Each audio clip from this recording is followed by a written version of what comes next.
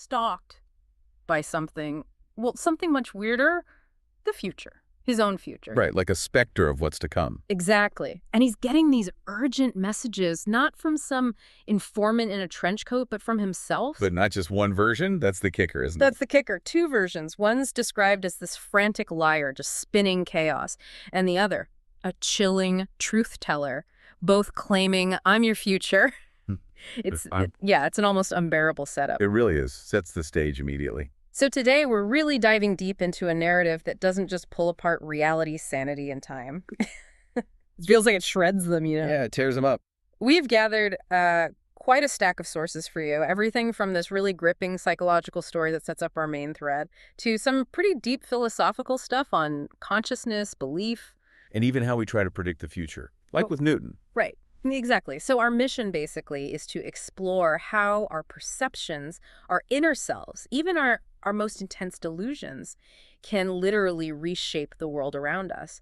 What happens when those lines just blur completely? And what's so fascinating here, right from the start, is how this story challenges everything we think we know about truth, delusion, even what it means to be confined.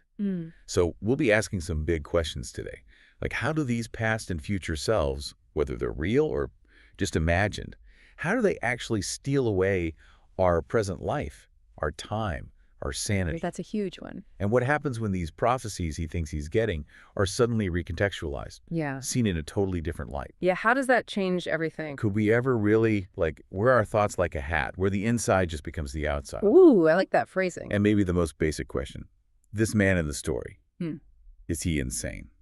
Or is he just sick? Is there a difference? That's a really critical distinction we need to explore. Yeah, and it pushes us to ask, what kind of reality do we actually live in? Is it fixed, solid, or is it more like a fluid canvas, painted by our minds, our beliefs, the language we use? That's a great way to put it. So we're going to connect the dots between this really dramatic personal story of the observer, these big ideas from cybernetics about control, Isaac Newton's obsession with the apocalypse. Wow, yeah. And even the old myth of Atlantis.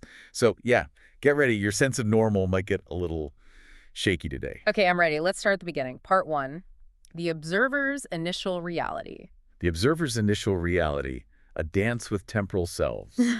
So let's set the scene. Our protagonist, the observer, he starts out seeming like a detective, right? But he's carrying this weight. It's not the usual baggage. Yeah, it's different. You'd expect maybe ghosts of past cases, unsolved stuff, but he's haunted by this looming static of the future. It's not just worry, it's like interference. Like a signal coming through, almost? Yeah.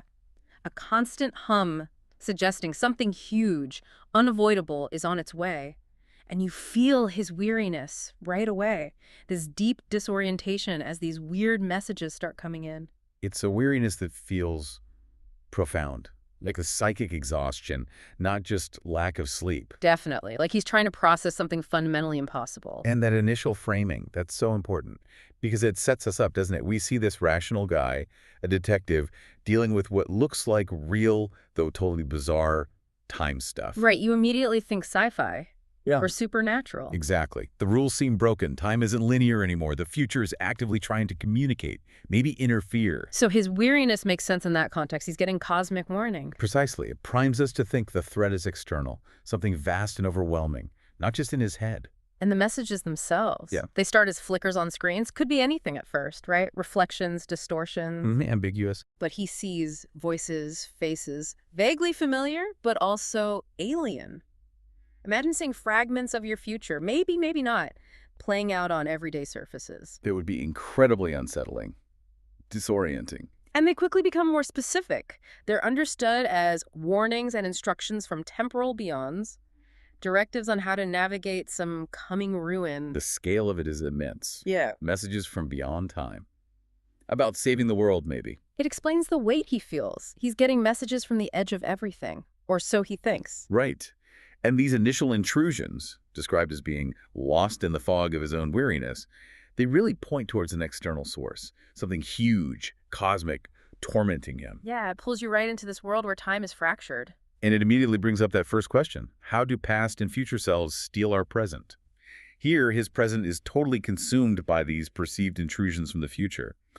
He's losing now because he's obsessed with then. He can't live his life because he's trying to decode these signals. Exactly. He's already lost in that temporal loop, even at the start. But then, those flickers, they start to sharpen, gain this horrifying clarity McOS. into day me and night me. Not just voices anymore. They become distinct phantoms, mocking the whole idea of a single self. Like his future literally fractured into two warring pieces. Yeah. Coming back to haunt him, it's like self-cannibalism almost. Yeah. His identity turning on itself. It's a terrifying concept. And Damie is just manic, pure energy, spitting lies woven with threads of frantic urgency, a constant stream of chaotic, contradictory stuff. Like an unhinged prophet, maybe. Yeah. You mentioned goings from 12 Monkeys. Exactly like that. Wild gestures, desperate, maybe even contagious madness. Pure noise. And the counterpoint. Night me. Total opposite. Glacial calm. Delivering pronouncements supposedly truths with this chilling detachment, almost more unnerving. Like the Ocean's Pit character. Cool, maybe logical, but cold. Yes, like there's a seductive logic but zero human warmth. Just pronouncements. And the way they interact is key, isn't it? This squalid, accusatory brawl he sees playing out. Right, they're not just advising him, they're tearing each other down. Liar. No, you're the liar. Undermining each other constantly. And it transforms his space, his supposed refuge, into this theater for his own future self's conflict. Which brings us right back to that theft of the present. His entire present is now dedicated to watching this battle, trying to figure out who to believe. He's completely paralyzed by it. Utterly consumed. He's trapped in this feedback loop of his own projected anxieties, trying to avert a future dictated by these warring phantoms. Yeah. His present reality is just gone, plundered. Whether they're real or not, they've stolen his life right now. The devastating punchline reality shattered. Okay, so you're deep in this, feeling the observer's torment, the cosmic stakes, and then the narrative just pulls the rug out.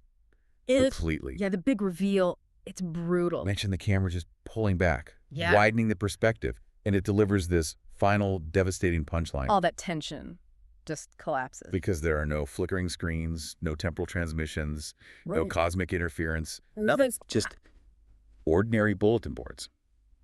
In an asylum, or maybe a prison ward, just drab institutional corkboards covered in notices. Oh, wow. That's, yeah. The grandeur, the mystery, the sci-fi horror, it just evaporates under the harsh light of, well, fluorescent bulbs, probably. Mundane reality crashes in. And all those profound warnings, those life or death directives he was agonizing over. Yeah. What are they? Just medication time, visitor hours, group therapy, RMB, the everyday schedule of confinement. Oh, man. The prophecy of ruin was just the therapy schedule? Exactly. The cosmic struggle shrinks instantly to the heartbreaking reality of a patient's routine. And that punchline, it just fundamentally alters everything, doesn't it? It completely contradicts what we thought was happening. Totally. It answers that question about recontextualizing prophecies brutally.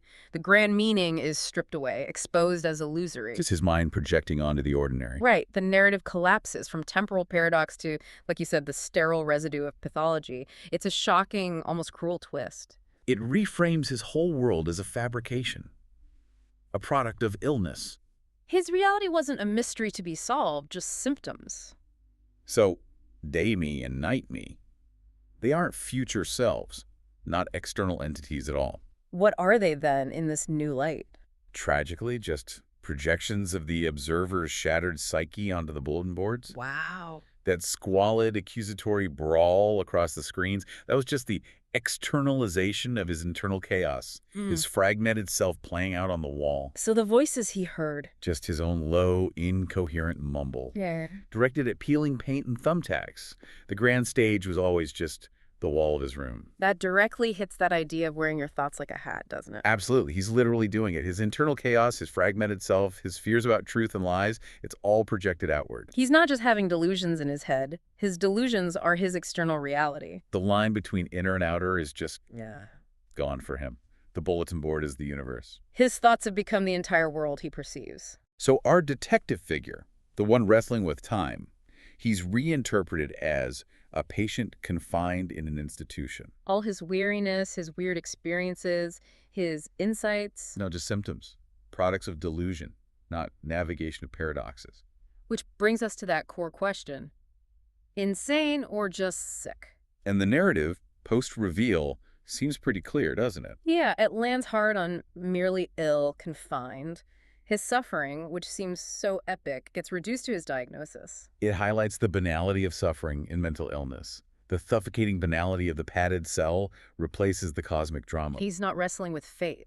He's wrestling with pathology. It's sickness, not some kind of twisted insight. And that sickness has stolen his present. And with that reveal, his reliability as a narrator just completely shattered. Oh, totally. You can't trust anything he described through his initial lens anymore. Everything gets reevaluated, filtered through this new understanding of delusion. Exactly. His house, the screens, it was all just set dressing for his delusion. He's forever mistaking the bulletin board for the universe, and its own ramblings for the whispers of eternity. His perception is fundamentally broken by his confinement and his mental state.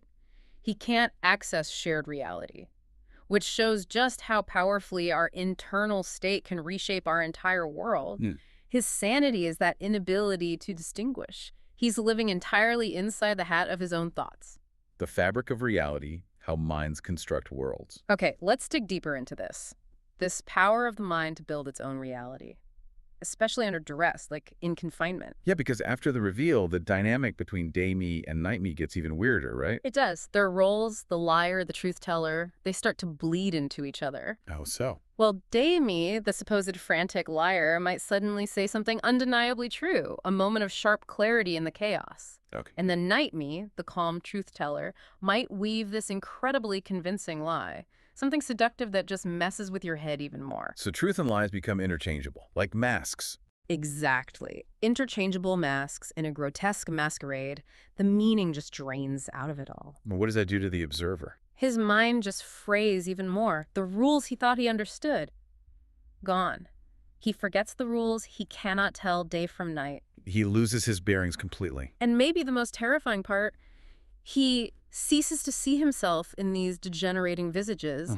Their faces, his projections start to rot, melt, distort. So he's losing his own identity as they break down. Yeah, he's dissolving along with them, losing himself in the chaos he projected. And that interchangeability, that breakdown, it really hammers home the subjectivity, the instability of truth within his delusion. Right, objective truth, lies.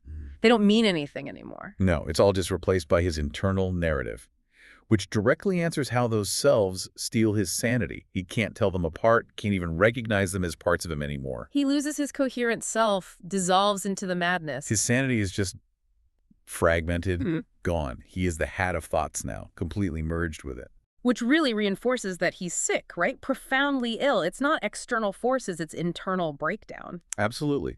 The horror is internal. His mind is the prison. And speaking of prisons, the physical setting. We initially heard hints of a refuge, a house, some personal space. Yeah, implied sanctuary. But the reality is that drab common room, asylum, prison ward, peeling paint and thumbtacks. It's such a stark, brutal contrast. The mundane reality is almost more crushing than some sci-fi prison would be. Definitely. And that physical confinement is completely tied up with the psychological confinement in his delusions. They reinforce each other. Totally. The cosmic struggle just vanishes into the suffocating banality of the padded cell. The bulletin boards, once portals to the future, become symbols of his tiny, restricted world. Twisted into prophecies by his mind. Right. His own consciousness becomes the source of his torment within that confinement. He's trapped psychologically by the reality his own mind generates. His thoughts aren't just a hat. They're the walls of his cell. This whole idea of the mind constructing reality, it brings us to John C. Lilly, doesn't it? The neuroscientist. Yeah, Lilly's work on consciousness, isolation tanks. Fascinating stuff. He talked about the first distinction. Creating the self from nothing. Essentially, yeah. Borrowing from G. Spencer Brown. And Lilly famously said something like, what one believes to be true either is true or becomes true within certain limits. Wow. That's a powerful statement about the mind's power. Incredibly powerful. Yeah. And if you connect that to the observer, well, if day me and night me are his projections, his creations, then his belief in them makes them real for him. terribly, excruciatingly real, they become his ultimate internal captors. And that's how they steal his time and sanity. It provides a framework for how his mind built this whole tormenting reality. Exactly. It shows how his belief structure shifted, moved away from consensus reality into this completely unique self-referential system. Lilly's work highlights that scary power of the mind in isolation to construct its own universe, even a self-destructive one. He's literally wearing his self-created thoughts. He is. His mind is both the prisoner and the architect of his own prison world. There's also Edmund Gurney from the 19th century, a psychical researcher. Right, but a serious one. Not just fringe stuff. He did these huge surveys on hallucinations in the sane, studied secondary selves under hypnosis. And he found evidence of dissociated consciousness even in mentally normal people, not just pathological cases. Yeah, his data suggested parts of the mind could operate independently, even create distinct voices or personalities under certain conditions. That's really interesting. It's crucial because it explored how internal states could manifest externally, blurring the lines between normal and pathological. It suggests maybe we all have this capacity for internal fragmentation to some degree. So Gurney provides a kind of scientific context for the observer's projections, day me and night me. Exactly. It connects to that idea of flipping our minds inside out and wearing our thoughts like they were a hat. Yeah. Dissociation is a real mechanism. In the observer's case, it just became extreme, all-consuming. His illness. His internal world became his only world.